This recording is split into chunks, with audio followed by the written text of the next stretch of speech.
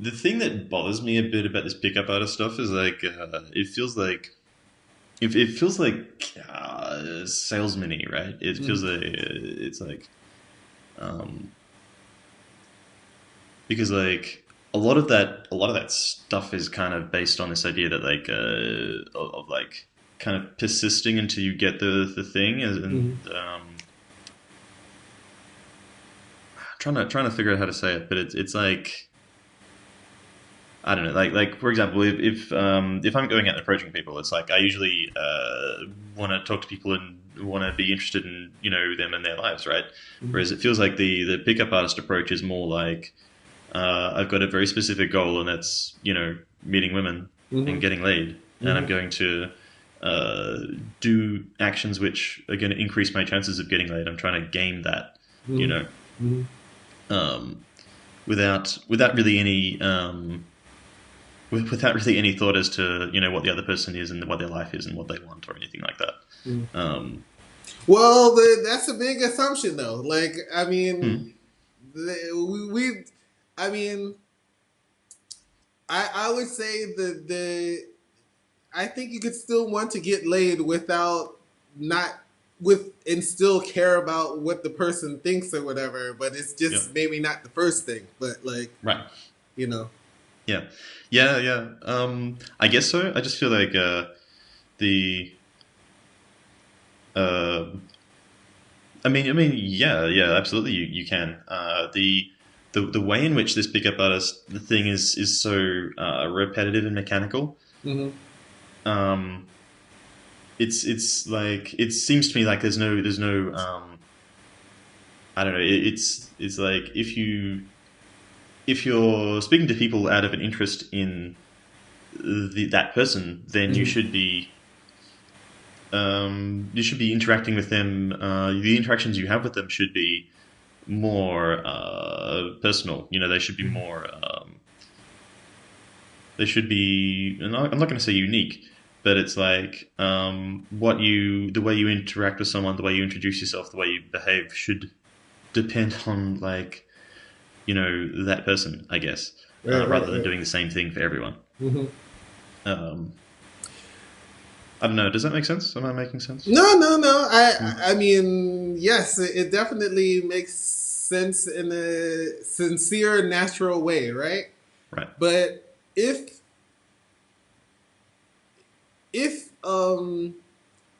you have like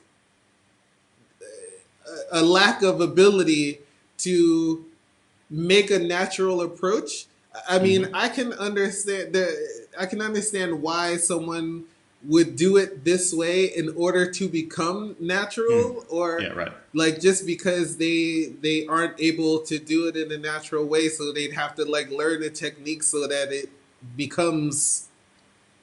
Oh, okay. So you feel like it's making a framework to make that uh, approaching people easier because you don't have to think about what to do. You've already got it practiced, so you just go ahead and do the thing. Is that Yeah. okay? Oh, Yeah. well, Right. yeah, I mean, if what do they call repetition is Hmm. the father of skill or whatever. And Yeah. Yeah. then if the idea is to approach find a way to approach people. I mean, because okay, so because if we take a step back, right, and think Hmm. about if your goal is to meet people, Yep. right, and then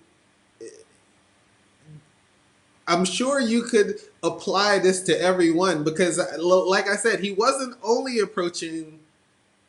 I mean, he was definitely approaching women, but he Yep. was trying to interact with everyone. Right.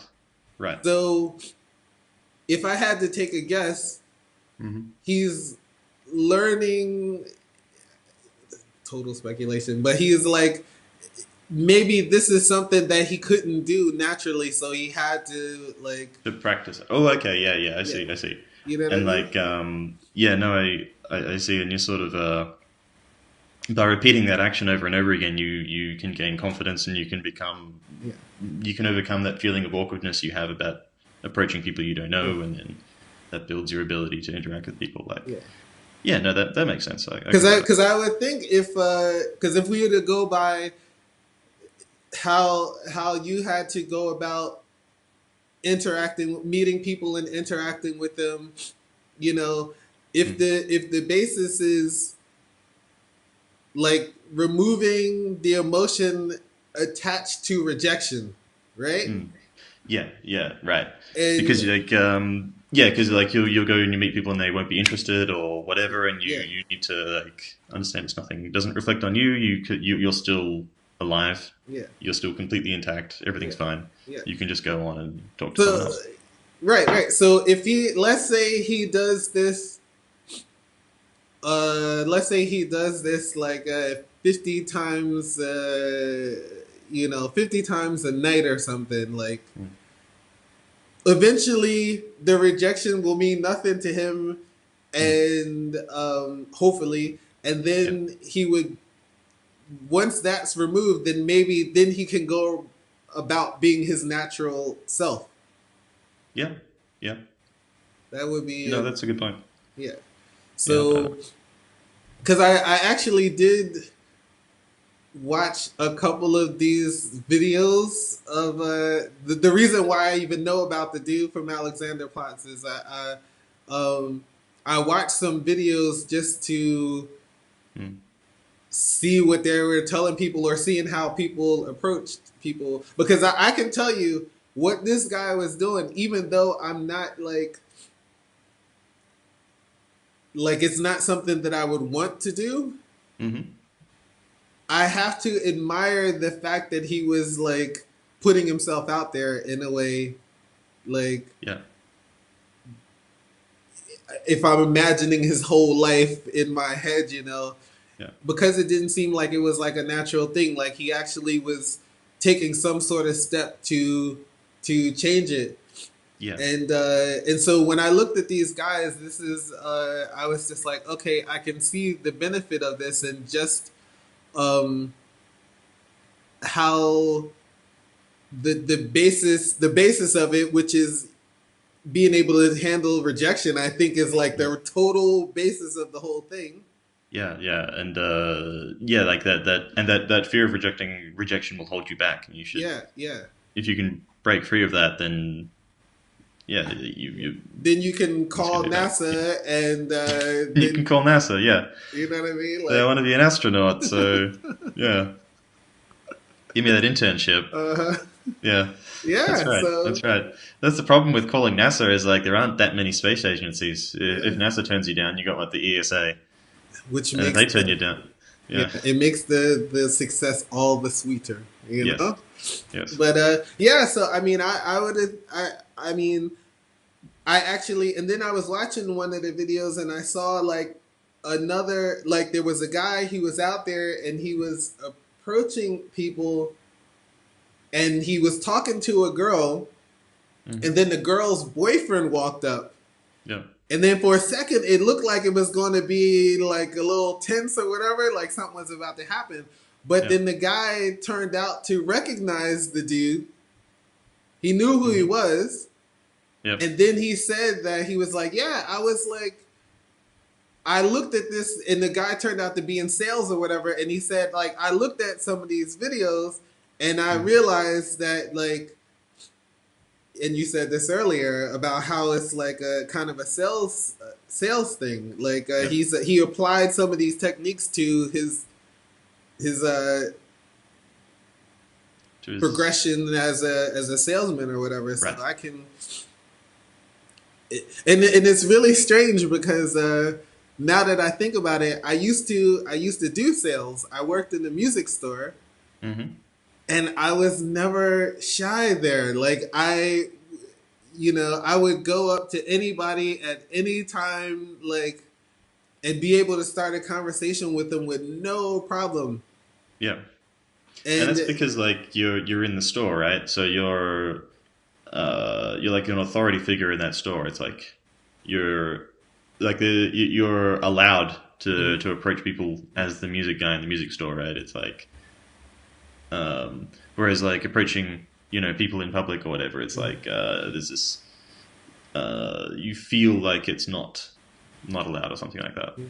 or you feel like yeah, it's but that's entirely in your head. So yeah, Yes, yes. yeah, Because obviously, if you were in mm, sales and you went into it with the attitude that you aren't allowed, yes, then you're not going to end up being a good salesman, no, right? that's right. So that's kind of like, yeah, all right, Mm, interesting. yeah.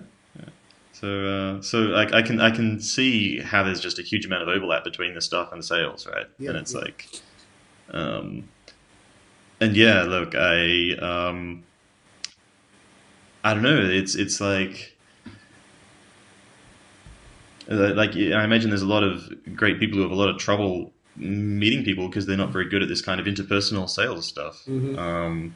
And if people can if there's a framework that lets people practice this and get better at it, then Mm-hmm. that presumably is better for everyone as long as no one's being a douchebag about it. Yeah, yeah, yeah. And I think that's a difficult line to tread sometimes because I feel like some people get a bit. I don't know. There are some people who there's some people who've got weird attitudes about approaching women and Mm-hmm. about talking to women. Mm-hmm. Um, and part of it seems to be this. There's this persistent idea a lot of guys have that if a woman isn't showing interest, it's because you need to, be more, uh, Persistent yeah, or yeah, be more more persistent, assertive.